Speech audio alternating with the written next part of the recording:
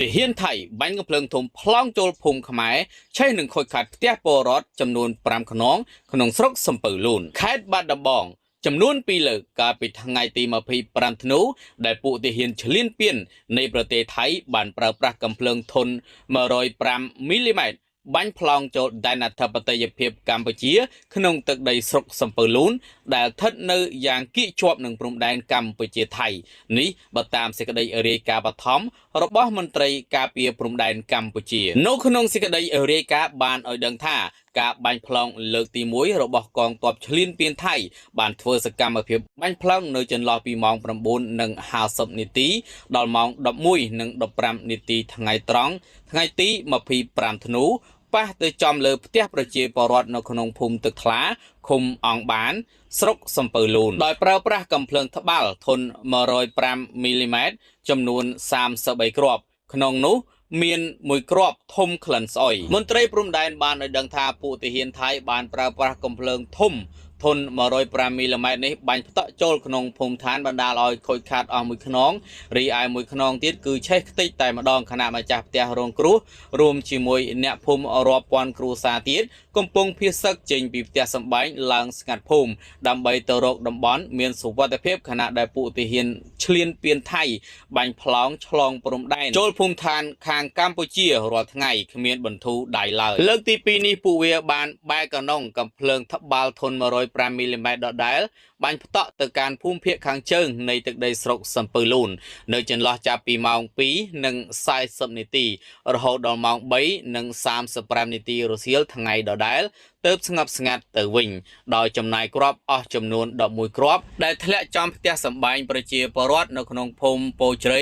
ឃុំជ្រៃសីមាស្រុកសំពៅលូននៅក្នុងរបាយការណ៍ការបាញ់ប្លង់ចូលភូមិឋានជនស៊ីវិលយ៉ាងព្រៃផ្សៃគ្មានត្រាប្រណីត្រឹមរយៈពេល1ម៉ោងកន្លះនេះធ្វើឲ្យខូចខាតផ្ទះសម្បែងប្រជាពលរដ្ឋអស់ចំនួន3ខ្នងថែមទៀតខណៈម្ចាស់ផ្ទះកំពុងតែភៀសសឹកស្ងាត់អស់ពីផ្ទះខេត្តបាត់ដំបងមានស្រុកចំនួន4ដែលមានព្រំប្រទល់ជាប់នឹងប្រទេសកម្ពុជាយើងក្នុងនោះមានស្រុកសំឡូតស្រុកកំរៀងស្រុកភ្នំព្រឹកនិងស្រុកសំពៅលូនប៉ុន្តែក្នុងពេលកម្ពុជាកំពុងរងការបាញ់ប្រហារដោយអាវុធគ្រប់ធនធ្ងន់រាប់ទាំងដ្រូននិងយន្តហោះចម្បាំងច្រើនប្រភេទផងនាពេលនេះពីសំណាក់ពួកទាហានឈ្លានពានថៃគឺមានតែស្រុកចំនួន2ប៉ុណ្ណោះដែលត្រូវពួកទាហានឈ្លានពានធ្វើទុកបុកម្នេញខ្លាំងជាងគេគឺស្រុកភ្នំព្រឹកនិងស្រុកសំពៅលូនស្រុកទាំងពីរនេះត្រូវបានសត្រូវបាញ់ប្លង់ដាក់ស្ទើរទូសាច់ទៅហើយប៉ុន្តែរហូតមកដល់ថ្ងៃនេះកងទ័ពជួរមុខកម្ពុជាពុំទាន់បានបាញ់តបតឆ្លងព្រំដែនទៅវិញសូម្បីតែមួយគ្រាប់នៅឡើយទេ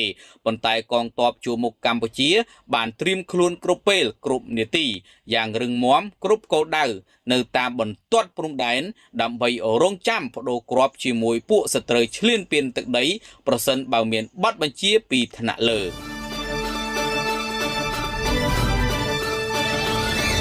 ស្ដេចបាបជំរុញឲ្យមានការស្ដារឡើងវិញនៅមិត្តភាពដ៏យូរអង្វែងរវាងកម្ពុជាហើយនិងថៃវ៉ាទីកង់ក្នុងអំឡុងពេលសាបុនណូអែលដំបូងនៅថ្ងៃប្រហ័សទី25ធ្នូសម្ដេចប៉ាបលីអូបានជំរុញឲ្យមានការស្ដារឡើងវិញនៅមិត្តភាពដ៏យូរអង្វែងរវាងកម្ពុជានិងថៃសម្ដេចប៉ាបលីអូមានបន្ទូលអំពីសង្គ្រាមឬសោកនាដកម្មដែលកើតឡើងនៅជុំវិញពិភពលោកសម្ដេចប៉ាបលីអូបានអំពាវនាវឲ្យមានយុត្តិធម៌សន្តិភាពនិងស្ថិរភាពនៅក្នុងប្រទេសលីបង់ទឹកដីប៉ាឡេស្ទីនអ៊ីស្រាអែលនិងស៊ើរី